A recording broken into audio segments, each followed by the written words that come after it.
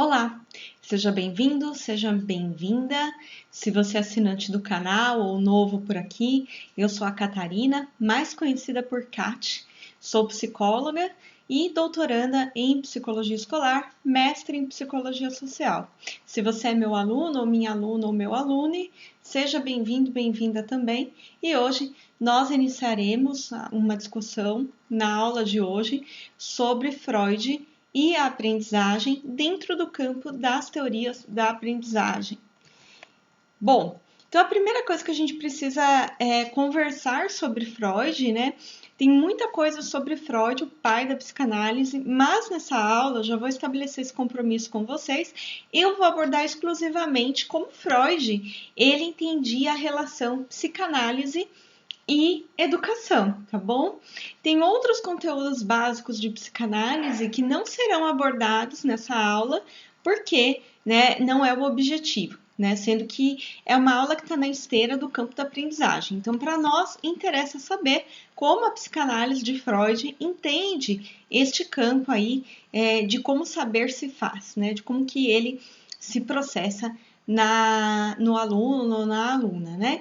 Então, Freud, por si mesmo, ele é um antipedagogo.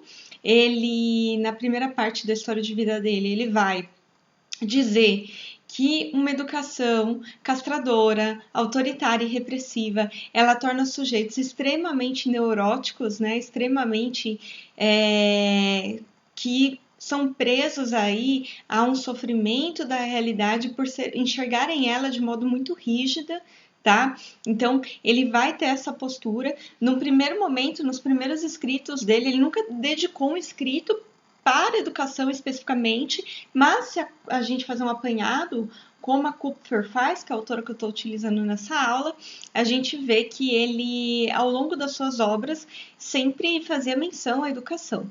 Então, no primeiro momento, antes dele ser professor, deixar bem claro isso, né? Antes dele viver a docência, né?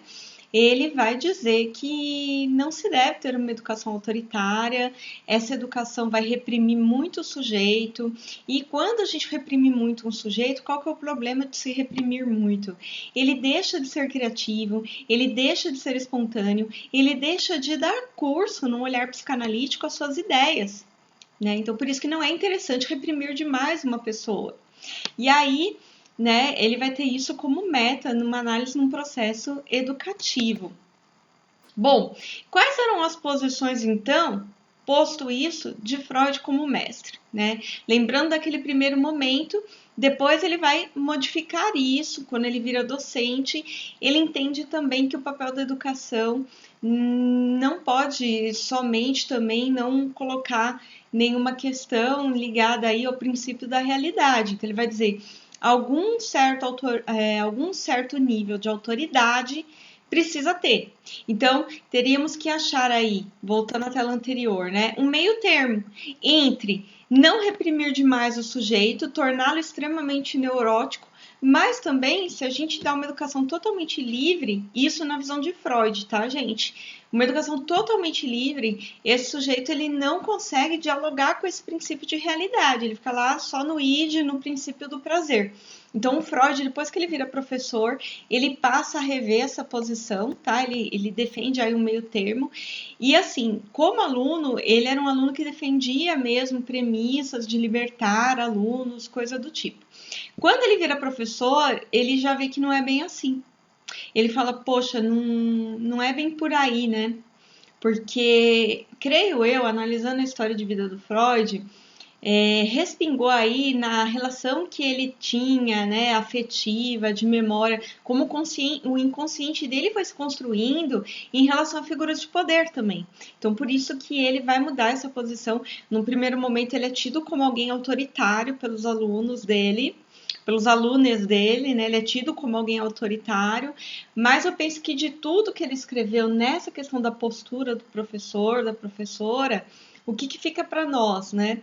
A gente precisa estar disposto a olhar a nossa relação, entender que a relação aluno-professor é uma relação de poder e que a gente precisa manejar essa relação da forma mais saudável possível, né? Porque o que está em jogo é a aprendizagem, né? É a aprendizagem daquela pessoa. Então, acho que o que fica de substrato desses escritos do Freud, embora ele tenha mudado de perspectiva, né, eu concordo com a ideia de acharmos um meio termo também, porque a gente tem um compromisso ao educar alguém, isso independente da série da pessoa, a gente tem um compromisso também de entregar essa pessoa para a sociedade, de formá-lo como sujeito e entregá-lo para a sociedade. Então, é um compromisso muito grande que professores e professoras têm, né? Mas eu sou mais, se eu tivesse que escolher a primeira fase do Freud do que a segunda, né? Porque eu concordo plenamente com a ideia de que se somos muito autoritário com alguém, qualquer que seja, né? A pessoa, ela fica extremamente obsessiva e isso vai privá-la de experienciar outras coisas que ela poderia experienciar. Então, por isso que eu sou mais sou mais fã da primeira fase do Freud do que da segunda, nesses escritos de educação, né? Então, quanto à posição de mestre, né? Ele vai trazer o seu peculiarismo de modo a reproduzir a teoria, revelou a preciosa relação que tinha com o ato de pensar. Freud pensou com a sua mente e com o seu desejo. Então, diferente das outras teorias que nós vimos anteriormente, Piaget, Vygotsky, né? O que está em jogo na relação de ensino-aprendizagem para o Freud não é a questão da associação, né, de captar estímulos, nem nada, mas é a questão do desejo perante o ensino. Algo que a gente vai ver melhor ao longo das exposições da aula. É a questão da sexualidade do desejo diante, né, do processo de aprender e de uma sublimação de como isso vai se tornando aí intelectualizado. Pode-se dizer que Freud foi um mestre da educação, que abriu caminho para a reflexão sobre o que é ensinar e o que é aprender. Sim, os seguidores de Freud, as seguidoras de Freud, né, ele vai dizer que sim, ele é um mestre não só da clínica, da psicanálise, mas da educação, né, porque ele vai ser um dos teóricos aí do pensamento moderno, né, além de Darwin, né, a Revolução Copérnica, que vai pôr o dedo na nossa ferida narcísica como seres humanos, se você for pensar, porque ele vai dizer que nós não somos donos ou donas de nós mesmos, porque a gente tem o desejo, a gente tem coisas que a gente reprime, manda para um lado da nossa mente chamado inconsciente que a gente não tem acesso, a gente só tem acesso pelo inconsciente por meio dos sonhos, e os sonhos vão nos dizendo verdades duras demais, que nós não suportaríamos. Então, assim, para os seguidores de Freud, né, a psicanálise seria uma alternativa de orientação do sujeito na própria educação. Então, por isso que o Freud ele é considerado aí um mestre da educação também. E o ponto principal, se a gente pensar na relação ensino-aprendizagem na teoria psicanalítica, não são instrumentos, técnicas, nem nada do tipo. De nada adiantaria isso se não fosse a relação de transferência na relação professor-aluno. Se não fosse isso, de nada adiantaria termos técnicas, métodos super revolucionários se essa relação transferencial não fosse bem sucedida e bem elaborada. Então, para contemplar esse primeiro momento, né, vou trazer assim uma citação da Kupfer, que eu achei interessante, né? A escola da época de Freud, né, então a escola de sua época era sobretudo um instrumento de manutenção da autoridade do Estado, bem como uma via de destruição do espírito crítico. Então, Kupfer, ao analisar a história de vida do Freud e os escritos dele, vai achar essa citação. E assim, trazendo para a nossa realidade no Brasil, uma herança de uma cultura do menorismo, né, daquele que é mais novo, não ter tanta competência em relação ao mais velho, nós temos uma cultura paternalista nesse aspecto, né? A gente pode dizer que isso ainda não foi superado na nossa cultura, né? O próprio sistema de ensino, muitas vezes, ele é pensado de modo autoritário, de trazer as coisas prontas para o aluno, exige mais a submissão, a obediência, do que estimular a criatividade, o livre, né, a capacidade de autonomia desse aluno, quando a autonomia pensada ainda é de um modo muito rudimentar, muito disruptivo na nossa educação. Então, eu concordo com o Freud e com a Kupfer ao fazer essa análise, porque a gente tem uma educação, sobretudo, de herança jesuítica no Brasil, né? Então, é uma educação que se algo não vai bem na instituição educação, a culpa é do aluno. E se a culpa não for do aluno, é da família do aluno, né? Nunca é pensado no todo, de modo macro, né? Nunca é feita uma análise de modo macro.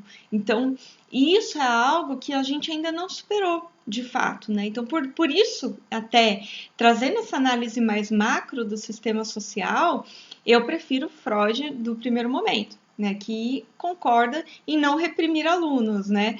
Não reprimi-los demasiadamente, né? Por isso que eu acabo optando por essa primeira fase.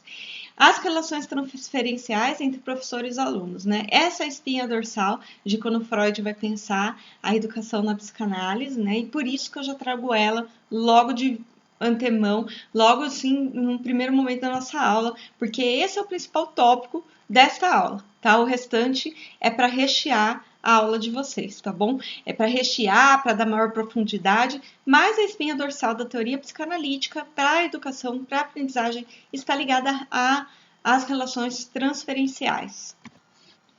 Então, posto isso como espinha dorsal, né, a gente tem aí coisas, né? Vocês percebem que dentro da teoria psicanalítica, o Freud ele vai produzindo à medida que ele vai vivendo coisas. Por isso que tem várias alusões à vida dele nessa aula, tá, gente? Então, por isso que eu nem coloquei uma parte de biografia, porque conforme eu for falando, eu vou fazendo essas alusões para vocês.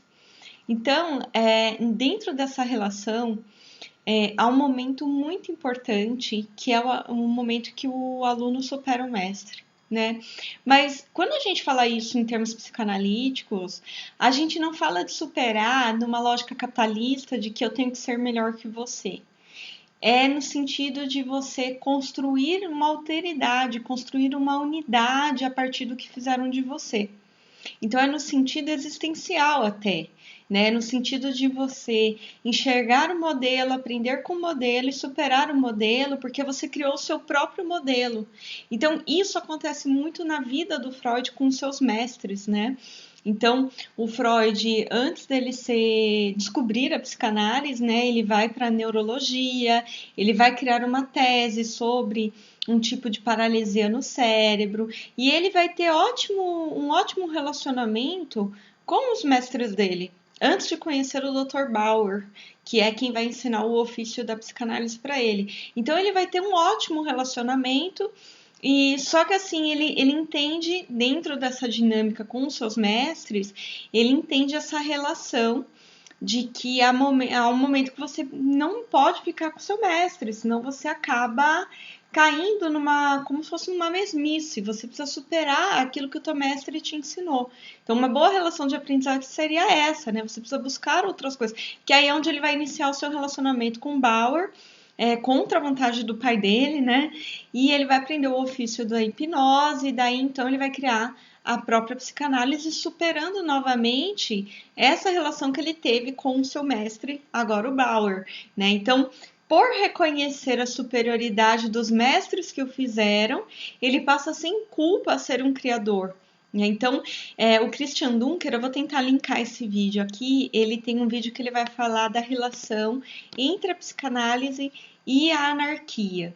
E um dos pontos que ele fala que tem tudo a ver psicanálise e anarquia é quando nós conseguimos, né, de acordo com as instâncias do nosso ego, superar a relação de autoridade que nos foi ensinada. É sinal que a gente, de fato, se subjetivou, construiu uma noção de ego, uma noção de eu, à frente da moral que nos foi ensinada, né? Quando a gente supera aquela moral, a gente quebra paradigmas. Isso para o Freud, e essa maneira não é feita de modo agressiva, como vocês podem perceber nessa situação. Ela é feita justamente por reconhecer que os antigos mestres trouxeram algo de bom para ele, foram superiores em algum momento, superiores em termos de autoridade do conhecimento, não autoritarismo. Tá? Em termos de transmissão do conhecimento, da cultura. É nesse sentido que o Freud vai falar. Infelizmente, a gente tem muito psicanalista silvestre de formação. Isso é uma coisa que eu posso falar sem vergonha nenhuma, porque na minha formação em psicanálise eu estudei um texto que chama O Psicanalista Silvestre. Né? Fica aí para quem gosta de psicanálise. E um dos tópicos, quando eu estudei isso, era aquele livro Analista de Bagé. A gente tem pessoas que não superaram os mestres, são extremamente neuróticas, autoritaristas, né? Tem uma diferença entre autoridade e autoritarismo, dentro desse campo aí do judaísmo, que é onde o Freud vem. E essas pessoas interpretam a psicanálise de modo demasiadamente neurótico, extremamente usam a psicanálise para reprimir outras pessoas, porque uma pessoa muito moralista é uma pessoa muito neurótica, né? Vamos traduzir em miúdo, pessoas extremamente chatas, moralistas, são neuróticas demais. Então, assim, gente, essas pessoas, elas só conseguem obter prazer sendo autoritário com outras pessoas. A única forma de prazer, né, a única forma de canalizar a energia sexual que ela tem é mandando isso para outra pessoa, né, mandando a autoridade delas para outra pessoa. O autoritarismo, melhor falando, né? Então, elas vão tentar reprimir outras pessoas para se sentirem bem, né, até como um mecanismo de adequação do seu ego. Então, quando Freud reconhece isso e tenta superar, isso é feito de um modo assim com muita gratidão, com muito reconhecimento, não é feito de um modo agressivo, tá?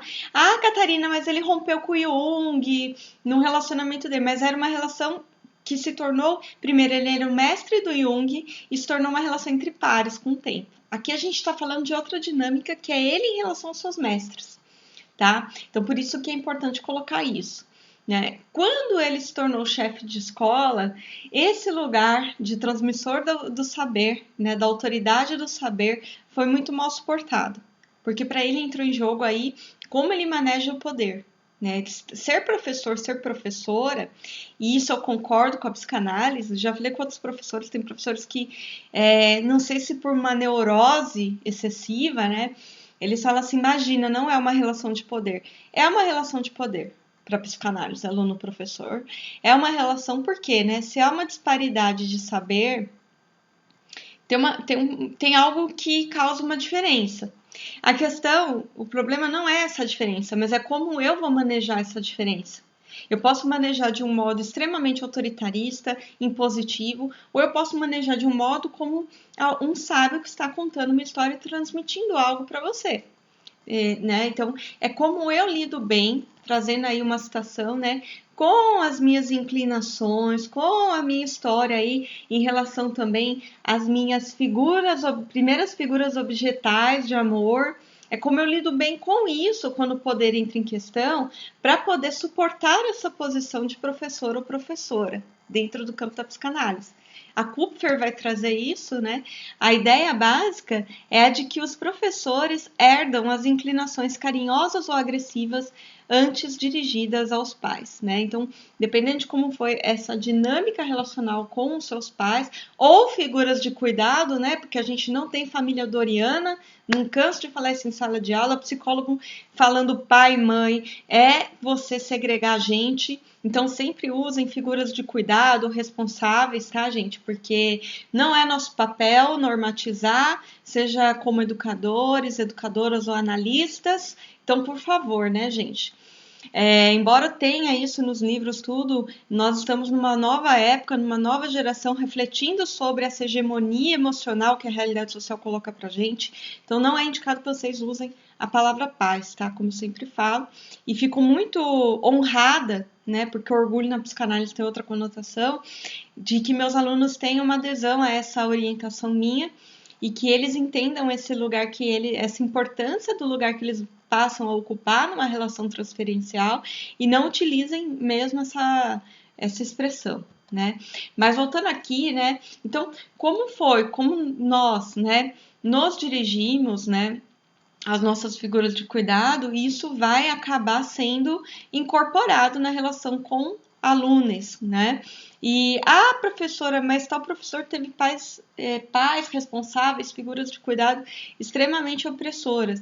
Mas muitas vezes, mesmo assim, eles se tentavam como mecanismo até de sobrevivência se dirigir de modo carinhoso. Então, a gente precisa olhar, no caso da psicanálise, dessa proposta, como que a pessoa exteriorizava isso, né? Mais até do que como os pais ou responsáveis ou figuras de cuidado lidavam com ela. Então, a nossa tarefa é entender mais como o professor introjetou essa relação, de modo carinhoso, de modo agressivo. Lembrando que a realidade acontece numa fração de segundos. Então, é como se fosse uma coisa marmorizada, nuances, tá? Ninguém é plenamente carinhoso ou agressivo, né? São nuances, né? Tem momentos que o professor vai introjetar uma resposta, vai exteriorizar uma resposta mais agressiva, porque ele introjetou que naquele contexto ele precisa se defender, né? E a agressividade aqui na psicanálise depende se ela é boa ou ruim, não é uma coisa só ruim, né? Porque também está ligada aí a uma autopreservação, quando associada à propulsão de vida. Então as coisas são muito complexas, tá?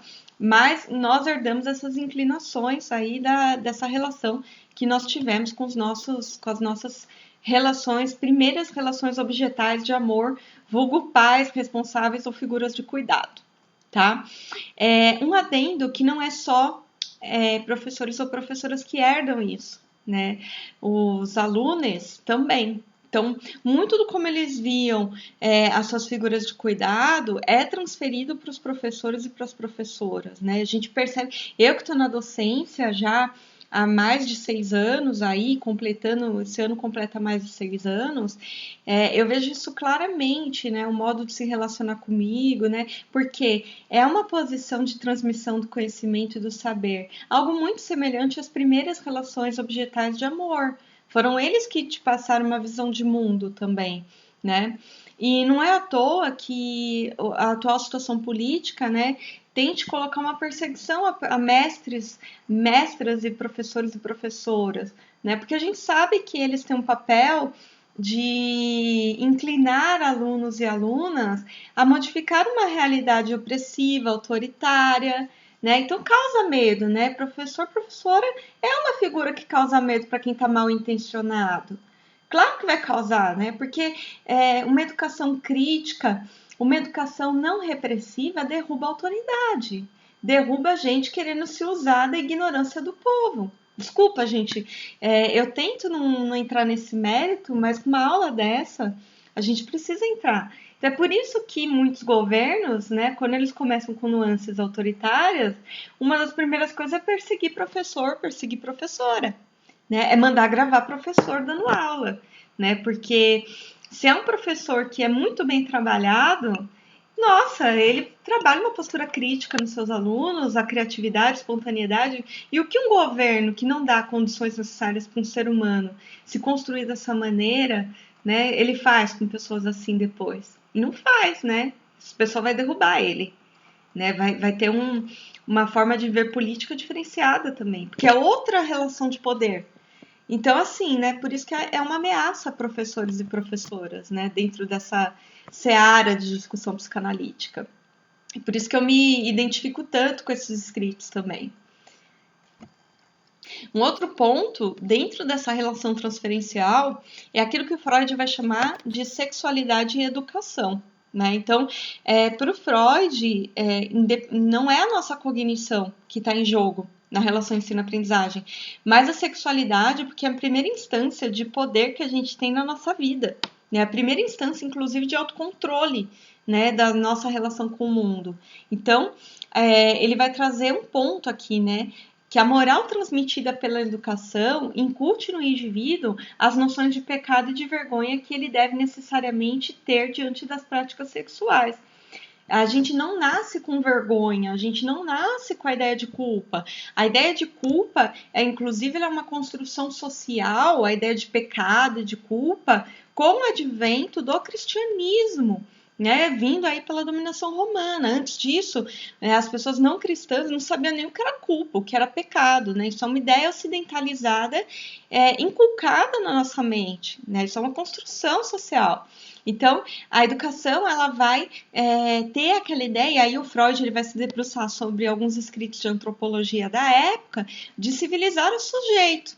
É a segunda fase do Freud, né, que ele vai falar, também não dá para soltar, né, de reprimir, né, totalmente o sujeito, porque a gente também tem esse papel, alguma adequação à realidade do sujeito será necessária. Então a educação ela tem esse papel civilizatório, né? Essa ideia de vergonha, inclusive, é para que o sujeito ele não ocupe o espaço do outro, né? A culpa é importante como mecanismo de reparação. E isso mais à frente o Winnicott será explorado, né? Dentro aí das escolas da psicanálise, né? E aí, mas mesmo assim ele vai trazer. A educação não deve fazer o uso abusivo da sua autoridade.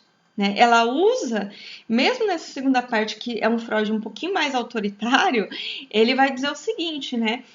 Tem que ser o uso adequado, porque senão você torna um indivíduo extremamente, né, neurótico, moralista, é aquele povo que, desculpe o termo, né, só caga a regra na vida dos outros, infeliz, né, porque quem que vai ser feliz quanto mais você reprime o sujeito, menos prazer ele tem com a realidade.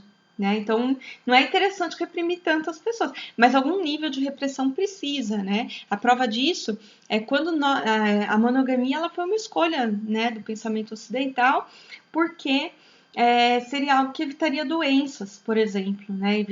Você teria controle da sua prole. Então não é uma questão romântica a monogamia, né? Nós nos reprimimos, só que o desejo não é monogâmico.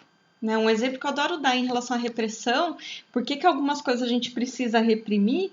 Porque a humanidade escolhe, né, pelo menos no pensamento ocidental, se manter viva para não pegar doença, para ter controle da sua prole, para deixar herança, coisas desse tipo. Por isso que muita gente optou por ser monogâmico.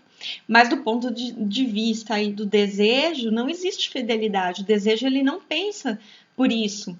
Então a gente teve aí um processo de repressão, por exemplo, para nos tornarmos monogâmicos. Uns reprimiram melhor, outros não isso. Essa coisa da fidelidade, e aí com o advento do pensamento romântico, né, foi virando um produto para nós, que nós consumimos e reprimimos, entendeu? Então, por isso que é importante não reprimir demais o sujeito, né? Assim, a repressão ela deve funcionar para o Freud até certo nível, né? Então, por isso que ele vai deixar essa nota, né? E a educação corretiva, ao ver de Freud, é algo necessário, mas não deve ser excessivo. Novamente, ele vai apresentar uma nota de que é importante dar limites para o teu aluno, para a tua aluna. É importante pensar, né? Até porque depois ele vai para a sociedade. Né? Depois, seja no ensino superior, né, ele vai para a sociedade atuar como um profissional, como um técnico, seja na educação, ele vai ali é uma experiência civilizatória. Então ele precisa entender em que mundo que ele vai viver. Ele precisa se confrontar com o princípio da realidade, que é uma obra do Freud que ele vai discutir isso também. Ele vai fazer essa alusão à educação. Né? Então, não deve ser, a repressão não deve ser excessiva por isso. Porque senão você joga a criança com a água do banho, né? Fica um indivíduo extremamente moralista, que não sente prazer em nada, né? Para Freud, a educação terá um papel primordial no processo de sublimação. Então, um dos mecanismos de defesa mais utilizados aí pela educação é a sublimação, é onde a partir de agora a gente vai se debruçar mais também. Tem alguns momentos que a gente retorna, né? Quando a gente fala de Freud, não dá para montar uma aula extremamente linear, porque uma coisa vai se complementando à outra, né? Então, a gente vai se debruçar a partir desse momento mais sobre a sublimação, mas iremos aí no final fazer um retorno ao início, que é na relação transferencial aluno-aluna, professor-professora, tá bom?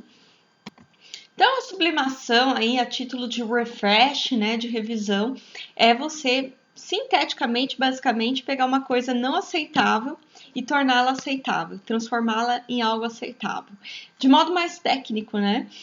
Ela deriva de um alvo não sexual. Então, você pega algo sexual, pega essa energia sexual, para o Freud é uma energia, não é só a relação pênis-vagina ou com outra relação que você queira aí com fins eróticos, né? Tem uma questão libidinal, uma pulsão na sexualidade, é o que coloca o sujeito em movimento quando a gente associa isso à pulsão de vida, sendo a pulsão de morte a ideia, né, de algo não em movimento, mas ligada aí a uma questão de limitações, finitude, né, uma questão orgânica, muitas vezes, do sujeito. Então, a sexualidade ela é traduzida nessas pulsões, né, a teoria da sexualidade de Freud.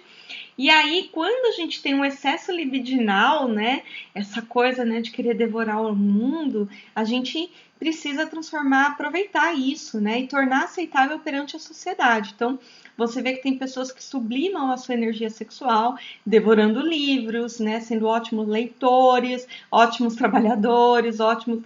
Põe aí a atividade que você quiser. São aquelas pessoas que começam a fazer com muita maestria uma atividade. Então, de algum modo, elas sublimaram, né, uma energia sexual. Em vez de ficar se masturbando o dia todo, falando em português claro, elas vão ser ótimos pesquisadores, pesquisadoras, ótimos intelectuais, coisas do tipo.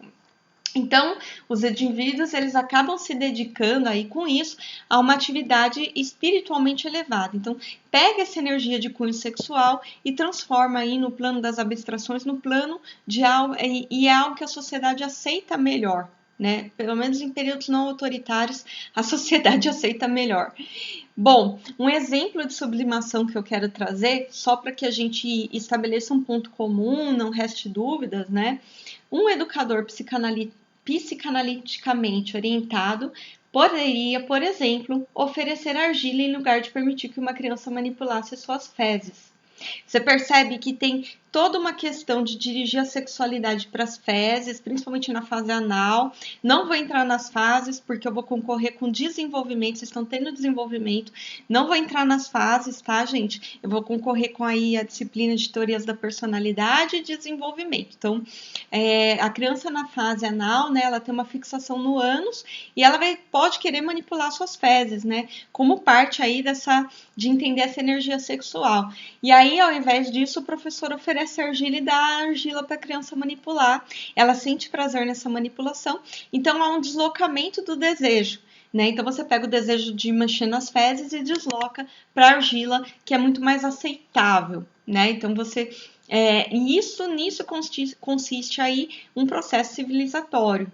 Não se ocuparia de modo principal em gritar furiosamente com ela criança, ameaçando-a com castigos caso insistisse em sujar ali as mãos. Quer dizer, uma vez que ela está manipulando a argila, não há problema, né, de repreendê-la. Né? É muito melhor do que alguém que tentasse castrar essa criança porque ela está mexendo nas fezes, ficasse gritando, né? Ou seja, está reprimindo demais. Né? Então, você oferece argila no lugar e a criança se sente realizada com isso. Né? Lembrando, gente, que mecanismos de defesa não é certo e nem errado. Tá? Eu vejo muita gente já formado em psicanálise, trazendo umas interpretações assim, que esse é certo, não existe certo e errado. São formas de adequação ao ego à realidade. A sublimação é uma das formas, que pode ser muito bem utilizada ou não, dependendo do que você vai sublimar. Então, a psicanálise precisa ser vista com muita complexidade. Então, dependendo do que você sublima, é um mecanismo de adequação do ego muito bem sucedido. O que está em peso para nós é se o ego conseguiu ser bem sucedido nessa sua adequação ou não a essa realidade. O ego, ele é um mediador entre as nossas fantasias, os nossos desejos e a moral. Né? Então, ele vai tentar fazer coisas aí para que a gente consiga manter a nossa integridade como sujeito vivendo nessa sociedade. Então, é um dos mecanismos sublimar, né? E aí a gente vai entrar num terceiro tópico, que é o sonho impossível, né? A desilusão de Freud com a educação. Então, Freud, ele vai dizer que educar é uma tarefa do impossível, né? E aí a gente vai entender o sentido que ele estabelece também para essa ideia, para essa palavra de impossível. Né? Então ele vai trazer um primeiro tópico, né, que nós educadores precisamos nos reconciliar com a criança que é dentro de nós. Então muitas vezes a gente como professora precisa aprender a ser mais gentil com essa criança que está introjetada dentro da gente, essa criança que em termos de memória, de desejo, de afetividade, né? Muitas vezes ela não foi bem tratada pelas figuras de cuidado, então a gente precisa trazer uma reconciliação entre nós adultos e essa criança, né? Muito bonito isso na teoria dele, né? Mas é uma pena que ele tenha se esquecido de como era mesmo ser criança. E ele vai trazer isso até porque a criança, né, do ponto de vista da nossa moral, ela é vista de um modo muito a desautorizá-la, né? Então a gente precisa sim olhar para essa criança que a gente tem dentro como educador e falar, será que eu não precisava ser mais gentil com essa criança, né? Será que se não protegeram muito essa criança lá atrás, será que eu preciso proteger essa criança dentro de mim? Todos nós temos uma criança dentro da gente, né? Pelo menos aquela criança em termos de memória que a gente introjetou a partir das nossas primeiras experiências aí com as relações de amor, com as figuras objetais. Sua conclusão, ao final de tudo, é que a educação é uma profissão do impossível. Uma vez que a gente não pode reprimir demais, precisa estimular a criatividade dentro de um sistema educacional tão autoritário e repressor, é impossível ser educador para ele, né? Por conta dessa sociedade que nós vivemos, né? Então, o que seria para Freud uma tarefa do impossível, né? Eu até coloquei essa figura aí para desencadear. Nós funcionamos muito por associação de imagens na psicanálise, né? Como é que o peixe salta fora do aquário e vai para o oceano, né? Nesse caso, o que é a tarefa do impossível para Freud? Kupfer vai responder que impossível não quer dizer que é irrealizável, impraticável, né? Mas indica principalmente a ideia de algo que não pode ser jamais integralmente alcançado. O domínio, a direção e o controle que estão na base de qualquer sistema pedagógico. Então, o que o Freud vai falar? Por mais que o sistema pedagógico tente obter total controle sobre o sujeito, professores e professoras fazem uso da palavra. E a palavra, ela tem um fluxo próprio. Né? Por mais que eu tente controlar o que eu vou falar nessa aula, eu não tenho controle de como vocês que estão aí do outro lado irão absorver. Por mais que eu tente me pôr como uma figura não autoritária, por exemplo, eu não tenho controle de como foram essas primeiras relações objetais aí de amor, para saber que ponto da minha fala você vai interpretar que eu fui autoritária ou não, por exemplo, na transmissão do saber. Por isso que é uma tarefa do impossível. Mas o impossível aí estaria mais associado à ideia de utopia em Marx, né? Não é algo irrealizável, mas é um norte, é uma orientação, é algo que me guia, me direciona e me põe em movimento em relação a algo. E os ganhos a partir daí, quando eu me inclino com essa posição em relação a algo, é que são essencial nessa relação. Não é se vou alcançar ou não, não é o que está em jogo aqui, quando Freud vai colocar como impossível, mas são os pequenos deslocamentos, as pequenas mudanças que eu vou ter em relação a essa ideia, tá? E uma primeira síntese, né, então, é que diante de um sistema autoritário, que reprime demais o sujeito, a psicanálise está a desserviço da educação. E a psicanálise, ela está a desserviço de muitas instituições sociais. Né? Ela tem esse ar, né, revolucionário, de certo modo. Por quê? São instituições que vão contra as pulsões de vida do sujeito, que reprimem demais. Então é por isso que a psicanálise está a desserviço. É por isso que a psicanálise, alguns psicanalistas vão falar, inclusive, que ela não quer ter o estatuto de ciência, porque ela quer estar a serviço de questionar a própria ciência, o próprio conhecimento do modo como ele se põe na nossa realidade. Então por isso que a psicanálise ela vai ter o ofício da desconstrução, do desserviço do caos, né? Quando eu li isso, né, nas obras de Freud, eu falei assim, o Freud leu Nietzsche. Certeza. E aí você vai ver, Freud falava que não leu Nietzsche, né? Ele fez a mesma coisa que o Dostoiévski, né? O homem do subsolo não contribuiu para ele pensar no pré-consciente e no inconsciente, imagina, né? E aí depois que ele morre, as pessoas vão olhar a biblioteca dele e tá lá as obras do Nietzsche, né? Então, por mais que ele tenha falado que não leu, ele deve ter lido, porque de alguma maneira tá lá.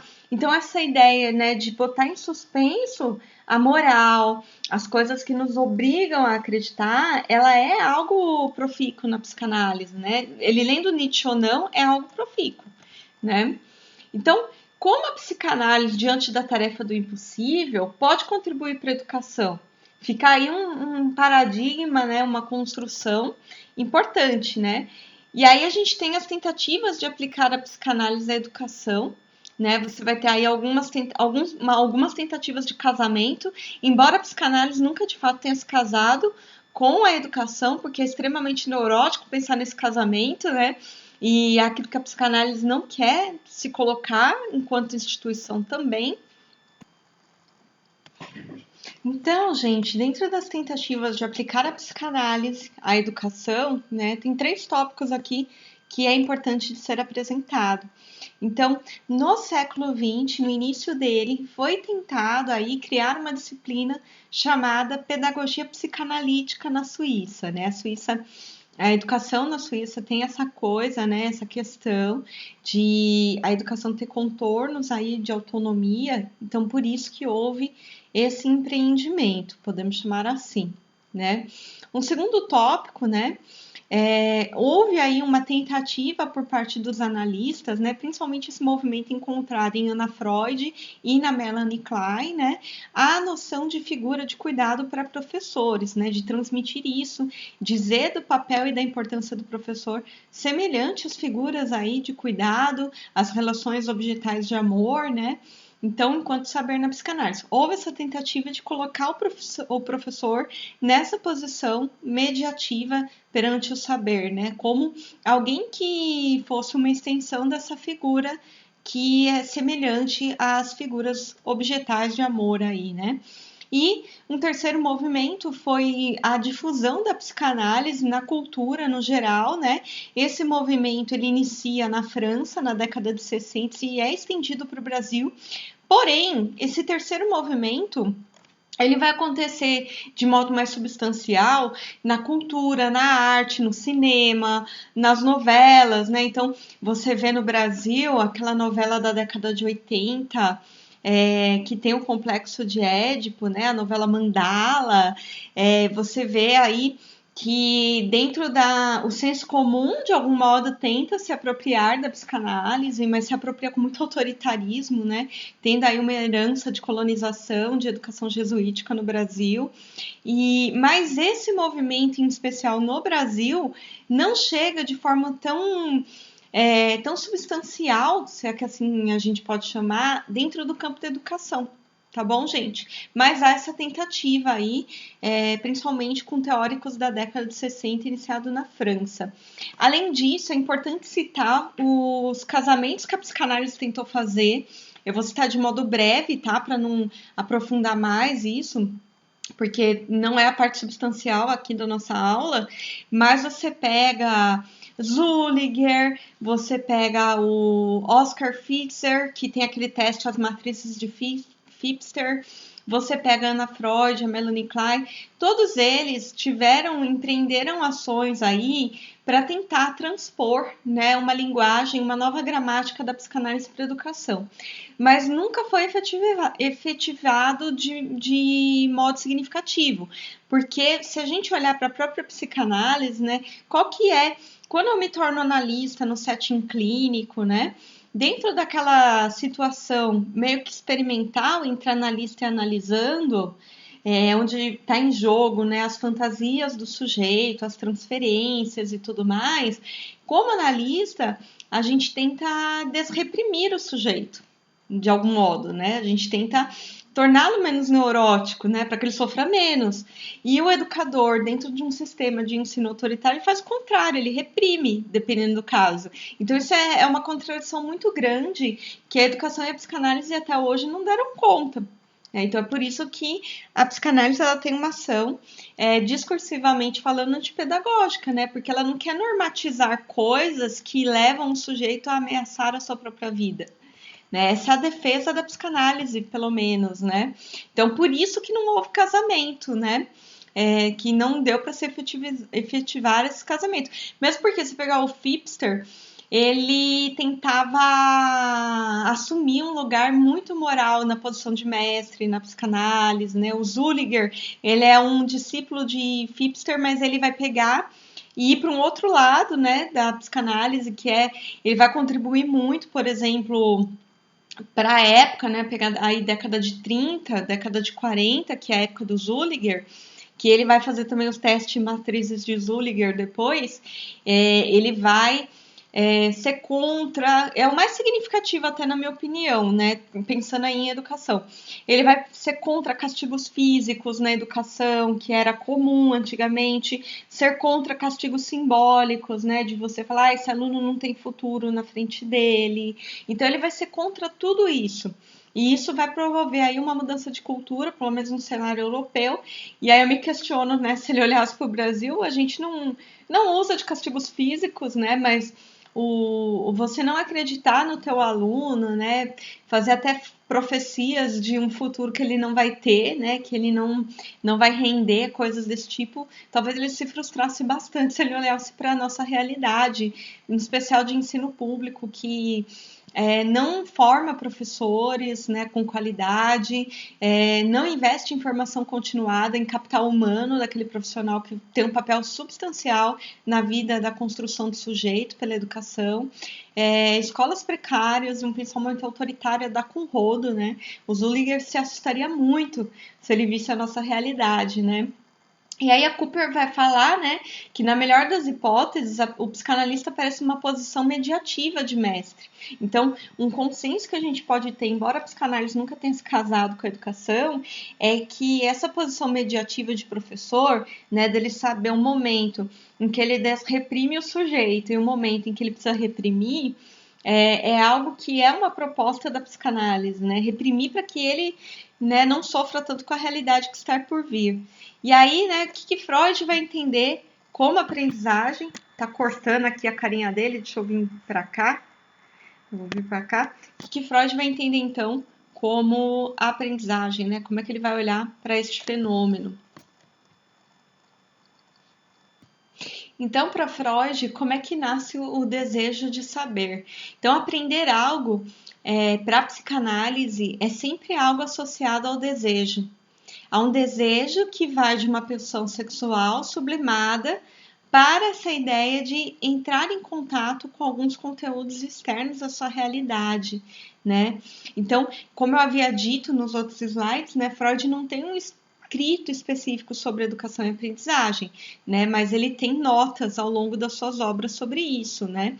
E o que vai predominar dessas notas é que ele vai pensar em predominantes psíquicos para as pessoas serem desejosas do saber, né? E aí é por que uns são mais desejosos do que outros, né? Talvez a questão. E aí o que se busca quando se quer aprender algo, né? Então, por que eu transformei minha energia sexual em desejo por saber, né? O que eu estou buscando com isso? E aí ele vai voltar lá para trás, para nossa, às vezes, pré-história como sujeito, né? A nossa história aí em relação às primeiras figuras de amor, e ele vai partir para o momento em que nós, no complexo de Édipo, eu não vou entrar na explicação do que é complexo de Édipo, tá, gente? Essa altura do campeonato, provavelmente quem deu aula de psicanálise explicou para vocês, né? Mas dentro do complexo de Édipo, a descoberta da diferença, né, de que num primeiro momento a gente entra com a noção de igualdade e depois de diferença.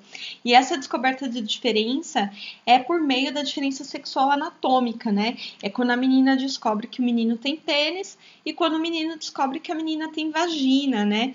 E aí, dentro da lógica psicanalítica, há a hipótese, né, dentro do campo das nossas fantasias na infância, de que a menina foi castrada, cortaram o pênis da menina. E por que o Freud vai falar isso, né? Porque o Freud é um perverso? De modo algum, né? Ele vai falar isso porque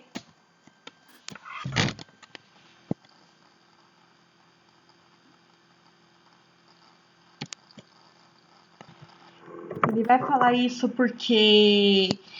Freud é um perverso, o Freud é um puta do machista, né? Como eu ouço muita gente acusar ele. Eu acho ele machista também, mas não em relação a isso, tá? Mas assim, ele vai falar isso porque, gente, pensa numa estrutura social falocêntrica. Ou seja, né? Tudo que é valorativamente masculino é melhor do que o feminino, né? Basta você ver quando precisa xingar uma mulher os adjetivos usados para ela, as predicações usadas a ela, e quando você precisa falar mal de um homem, né, atribuir uma característica negativa, quais adjetivos são utilizados, né? Então, a gente vê que isso, né, o mesmo acontece com criança, né? Tem um monte de coisa quando você precisa ofender alguém. Ai, não seja infantil, parece uma criança. O que isso quer dizer, né? Tem uma relação de poder, né? E a linguagem para nós da psicanálise é algo muito importante, porque é ela que predica, ela que dá movimento, ela que cria a realidade externa. Ela é o primeiro passo para criar essa realidade externa. É por meio da linguagem. É quando a gente tenta traduzir coisas. Então, na verdade, isso tudo que o Freud vai falar é uma metáfora, tá? Isso é uma coisa que eu lembro quando eu tinha aulas de psicanálise, os professores não explicavam que era uma metáfora, aí todo mundo ficava, nossa, a mulher tem inveja do pênis do homem, não é bem isso que o Freud vai dizer, né? Que ela, nossa, a mulher é uma criatura maldita. Não é isso. O Freud está dizendo o seguinte: a mulher gostaria de ter o poder que o homem tem. Ela tem esse desejo por estar numa posição dentro de uma sociedade falocêntrica e patriarcal semelhante à do homem. Entendeu? Ela gostaria de não estar nessa desvantagem social que o homem está. Sabe? Então é preciso entender, né, nas suas figuras alegóricas, a psicanálise também, né? Não só ir lá na aula e falar, né? Ah, a mulher tem inveja do pênis do homem. Não, não, gente, não é isso. Né? Na verdade, essa inveja, o que é inveja para a psicanálise, né? Principalmente você pegar em Melanie Klein depois, é o desejo de destruir o que é do outro, né? Nesse caso, nessa alegoria pênis e vagina, é o desejo da mulher de destruir uma sociedade patriarcal, que não permite com que ela, né, possa ser ela, né? Que ela tenha funções melhores do ego, de conciliação.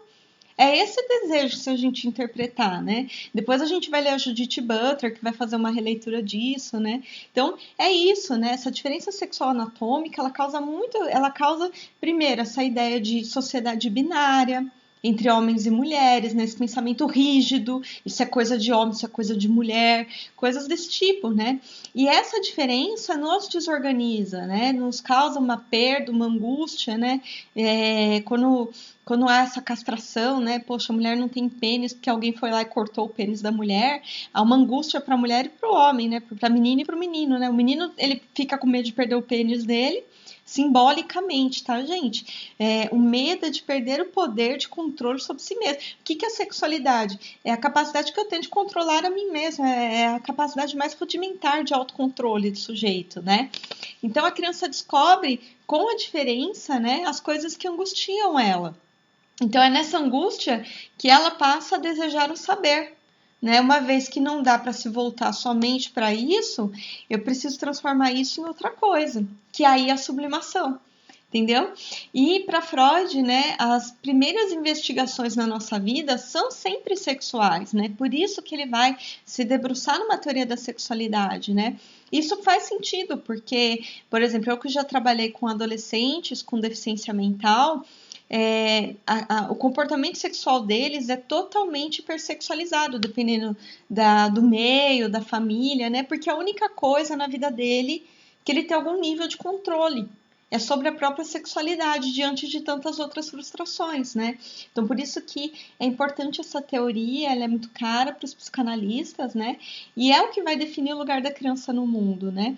As nossas relações, nosso interesse pelo outro, as nossas identificações são sexuais, né? Não no sentido da gente querer pegar todo mundo, mas no sentido da gente investir algo nosso naquilo, algo nosso que a gente tenha controle, né?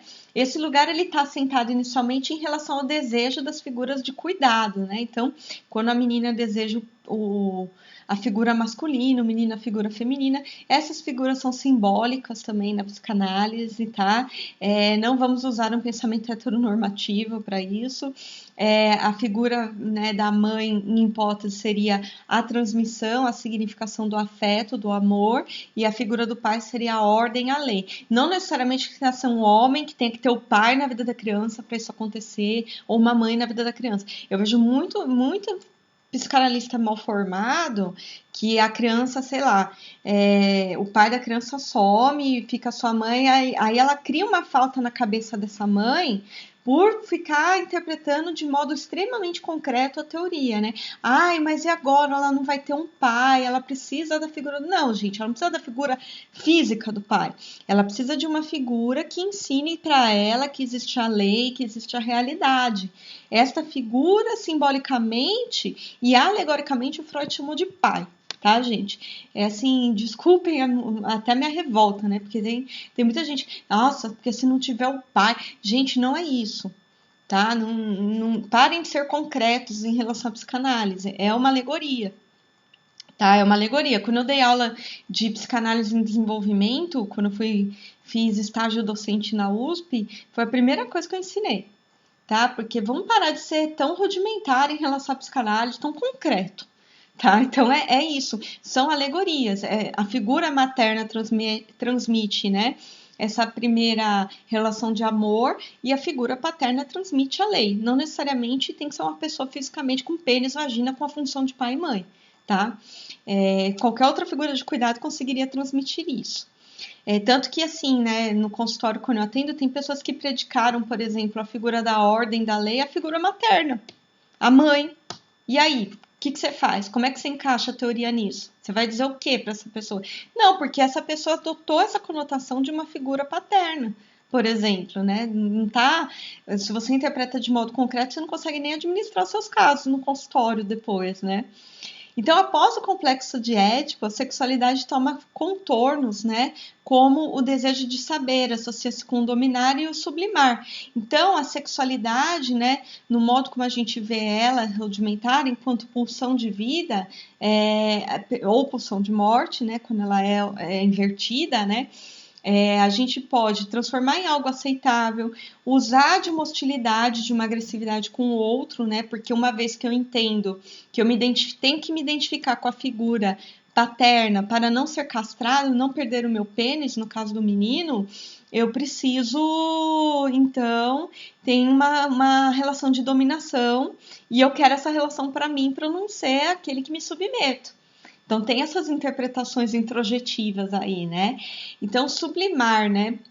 É onde as investigações sexuais são reprimidas e deslocadas para outro conteúdo mais aceitável socialmente. E aí a criança, ela deixa de lado a questão sexual por uma necessidade própria inerente à sua construção como sujeito, né?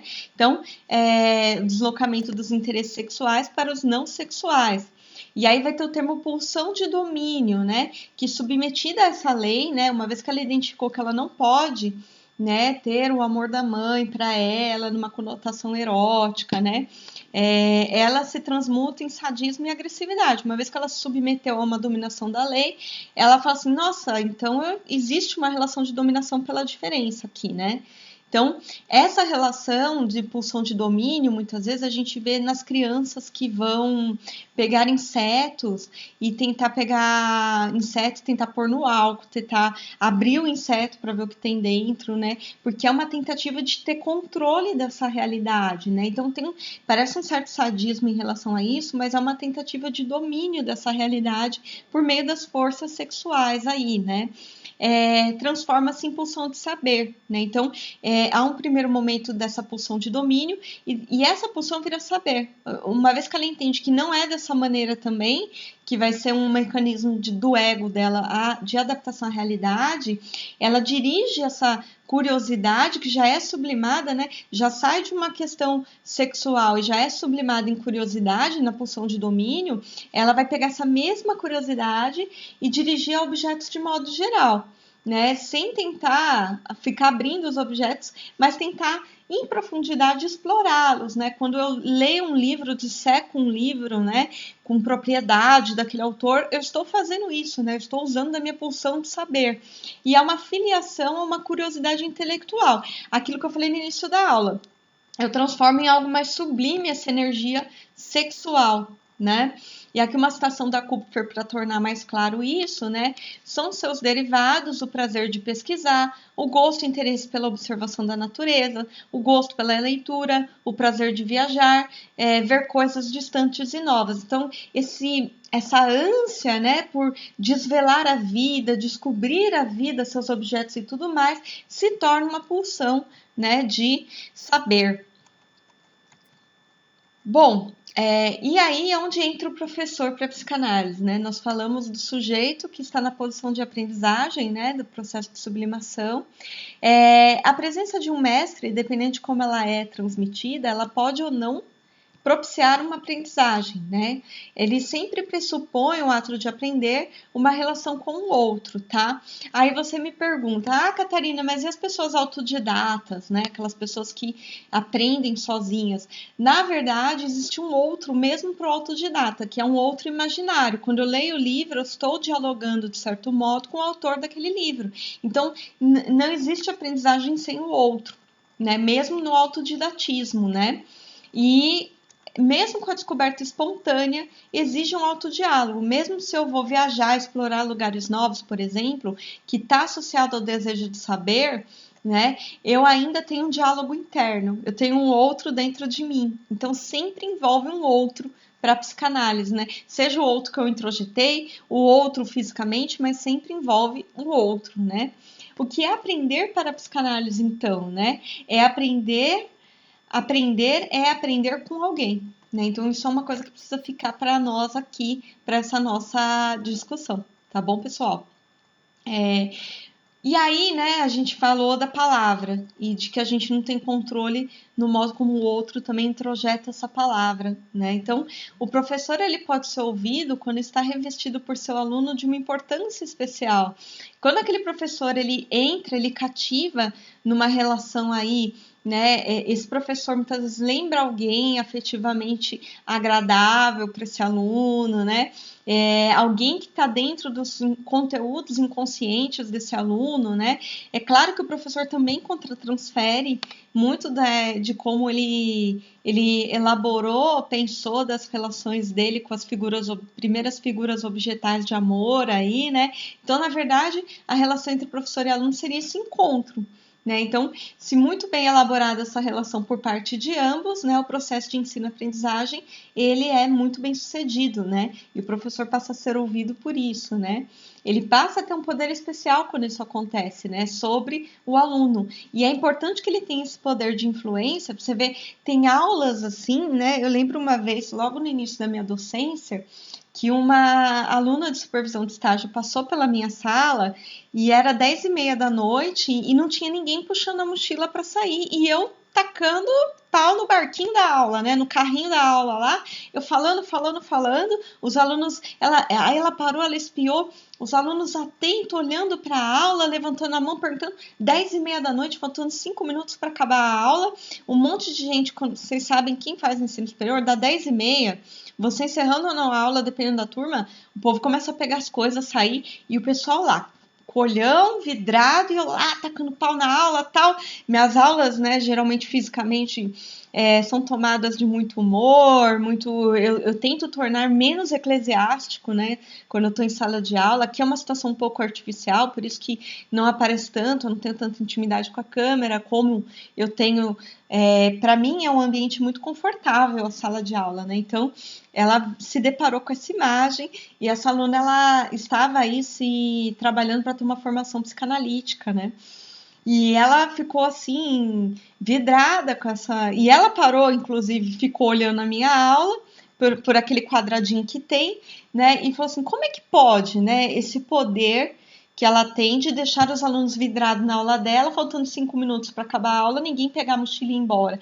E eu lembro que naquele dia eu terminei minha aula assim. Eu me empolgo em aula, né? Eu até falo para os alunos me lembrarem do horário, porque eu esqueço, parece que eu suspendo o tempo. Dependendo da turma, da minha relação com a turma, com a aula, parece que o tempo não existe mais, né? Eu entro num outro universo em que não há lugar, não há tempo, né? E os alunos falam que sentem a mesma coisa, dependendo, né?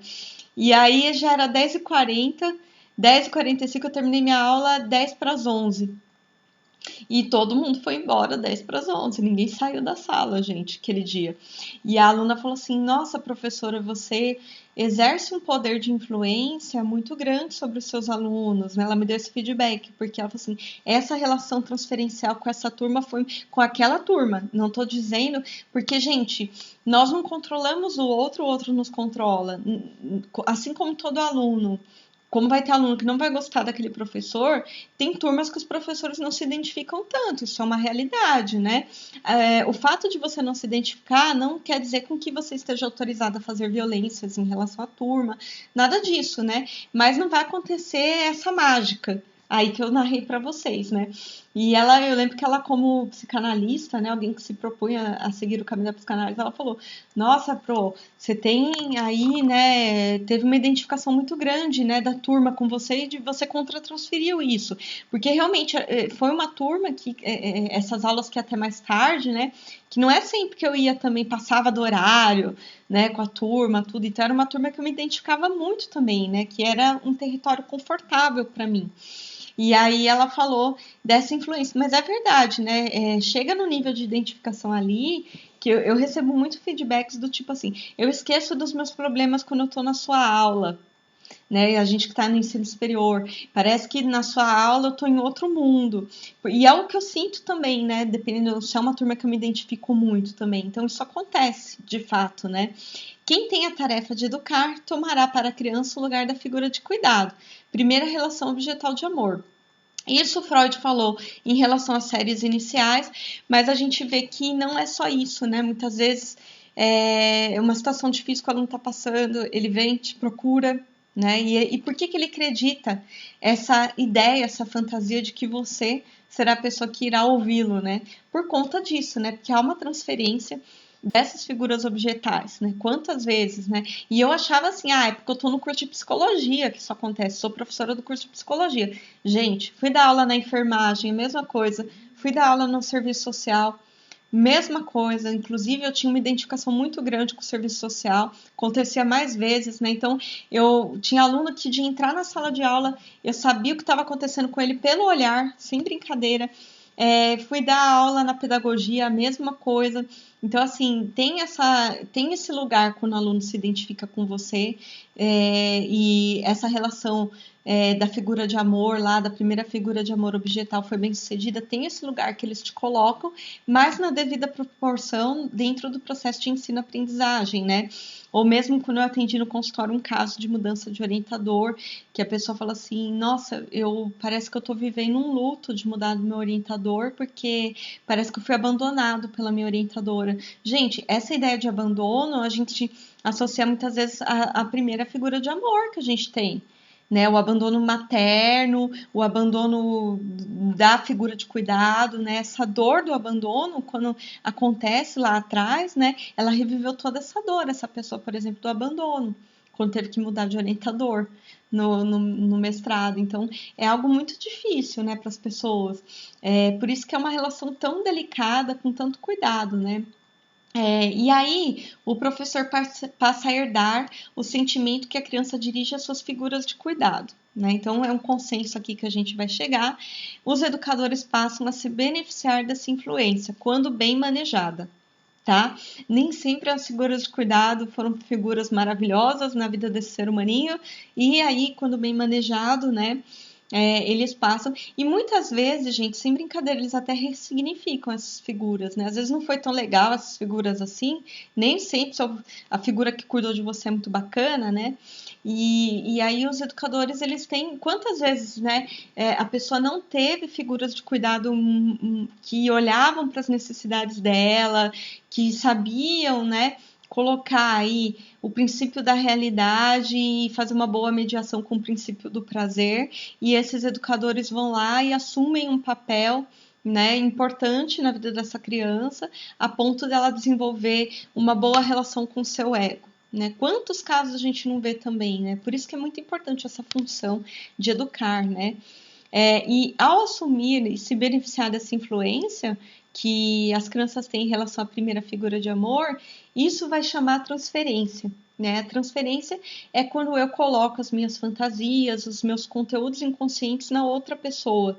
E essa pessoa pode, por meio dos seus conteúdos inconscientes, me devolver ou não. Né? Então, é importante que a gente saiba disso.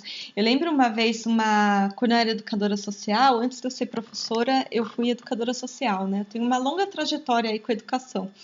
E eu tive uma companheira de trabalho, eu era estagiária dela, ela era uma professora freiriana, que eu admiro muito até hoje, né? Eu sei que você assiste esses vídeos, Elaine, se você estiver me vendo, é de você mesmo que eu tô falando, tá bom, querida? E uma professora freiriana, e que, assim, muito madura, assim, né, em relação a como ela viu o processo de ensino-aprendizagem.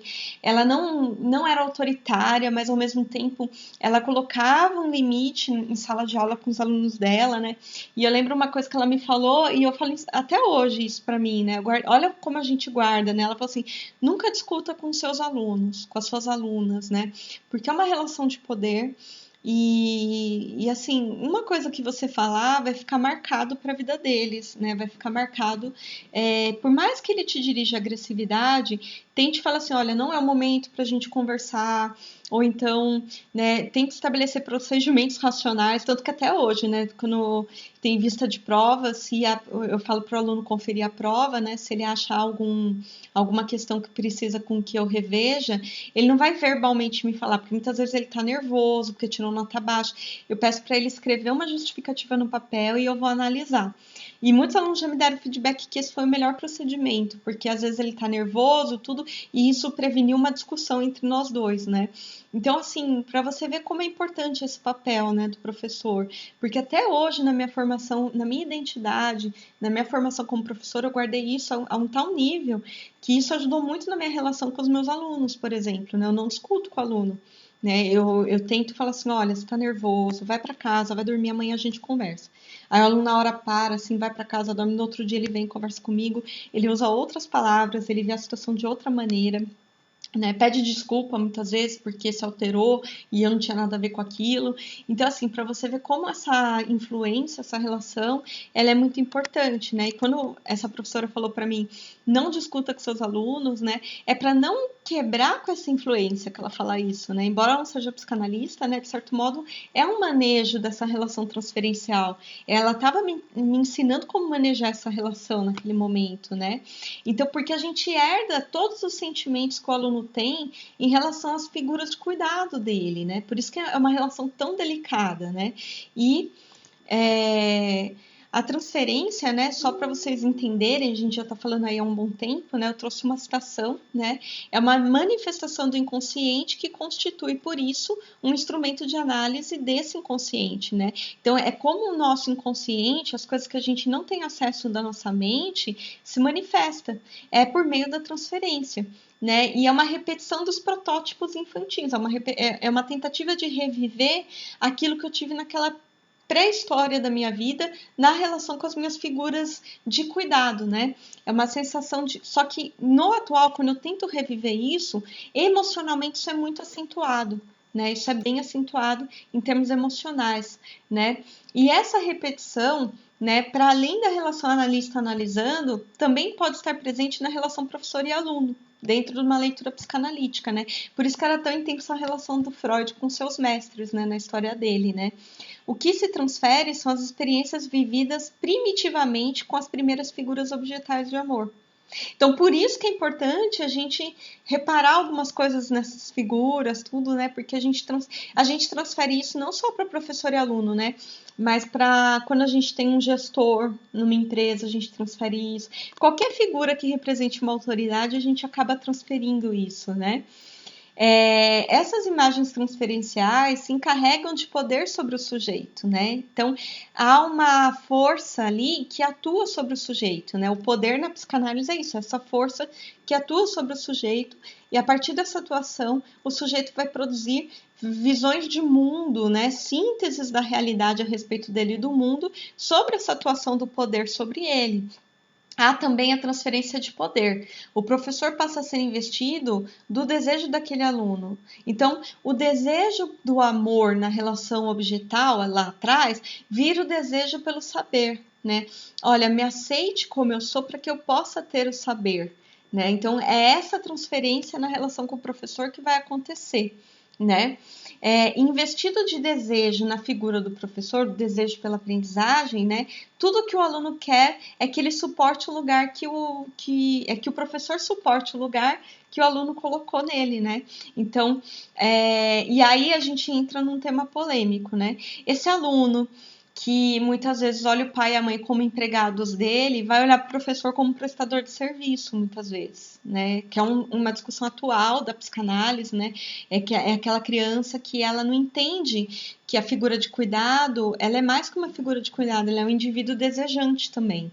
Então, isso pode também acontecer na educação, né? De que o professor é aquela figura que depois da aula entra no armário e só sai no outro dia da semana que vai para a aula dele, que só tem ele como aluno. Então, isso pode acontecer dentro desse processo transferencial também, né? Outras coisas positivas que podem acontecer dentro do processo transferencial é esse aluno, por exemplo, ele teve um professor, ele opta por fazer faculdade de geografia. E aí você pergunta, por que você quis fazer geografia? Ah, porque eu tive um professor na época do ensino médio que ele me despertou o gosto pela geografia, né? Então, esse desejo pelo saber, essa pulsão de vida implicada nessa relação de transferência é o que vai dar sentido para a vida, muitas vezes, do aluno. Né? É o que vai mover esse aluno em relação a algo, né?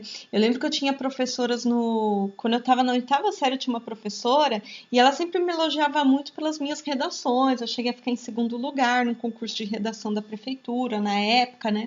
E ela falava para mim: nossa, você tem tudo para ser professora, você tem tudo para entrar numa universidade pública. E isso me marcou de tal maneira que eu hoje sou professora. Né? Eu hoje, ela investiu um reconhecimento em cima de mim, dentro dessa relação transferencial, que aguçou o meu desejo pelo saber e pela transmissão de saber. Para vocês percebem o quanto que é importante esse lugar, tanto do professor e do aluno, esse lugar comum da transferência, e o quanto que é importante o manejo adequado dessa relação transferencial, né? E aí ela vai apontar aí, né, uma questão delicada, Kupfer. Ocupar o lugar designado ao professor pela transferência, eis uma tarefa que não deixa de ser incômoda, visto que ali seu sentimento enquanto pessoa é esvaziado para dar lugar a outro que ele desconhece, né? Então, é um lugar delicado para professores também, né? Você ser o objeto do desejo de alguém, né? Porque muitos professores viram professores por desejar transmitir o saber, por desejar um lugar de reconhecimento também dentro desse campo, né?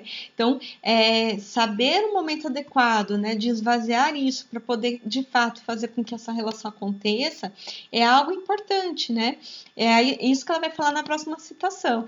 Cabe ao professor renunciar a um modelo determinado por ele próprio e aceitar o modelo que lhe confere o aluno, suportar a importância daí emanada e conduzir seu aluno em direção à superação dessa importância.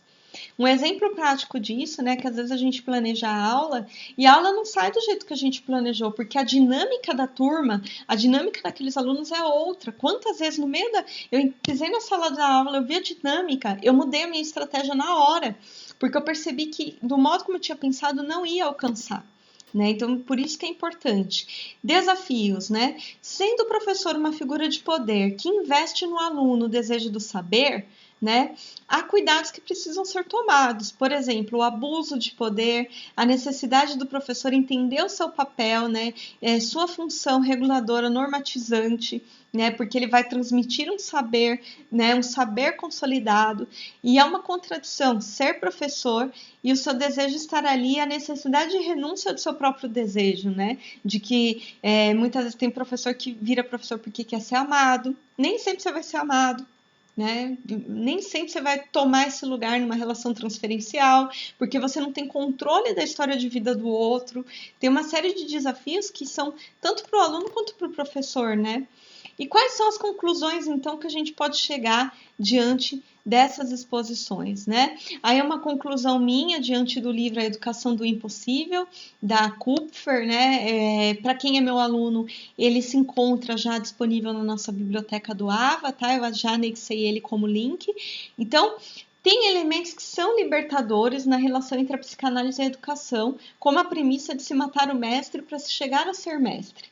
Então, isso é libertador na psicanálise, né? O aluno, ele ser investido do desejo pelo saber a partir, né, dessa força, desse poder pelo professor, dessa identificação com esse poder também, mas, no entanto, né, Freud e seus pensamentos, isso é uma relação minha, é uma crítica minha, tá? Você faça as suas, por favor, né? Freud e seu pensamento não superou, né, as relações de autoridade de sua época. Né? Então, acho que a gente precisa pensar no exame crítico aí, né? Tal como nos é proposto pela própria profilaxia da psicanálise, cabe a nós pensar em como superar essas relações de autoridade para a gente não ter indivíduos extremamente neuróticos. Tá bom, pessoal? Obrigada pela sua atenção, pelo seu engajamento, pelo seu tempo. Se vocês tiverem alguma questão, novamente eu apresento aí o meu e-mail, tá? Mandem. Quem sabe eu não gravo um vídeo só com perguntas. E se você me viu até aqui o final, digita aí nos comentários #psicanálise para eu saber que você assistiu esse vídeo até o final. E também, se você veio aqui e me acompanhou até o final, me conta, né? O que você acha dessa relação transferencial entre professor e aluno? Você concorda com Freud? Não concorda? Se concorda, por quê? Se não concorda, por quê? Deixa aqui nos comentários, tá bom? Também deixa nos comentários seus feedbacks. Eu vou adorar poder ouvir a sua interpretação dessa aula, tá bom? Um forte abraço a todos e até a próxima aula.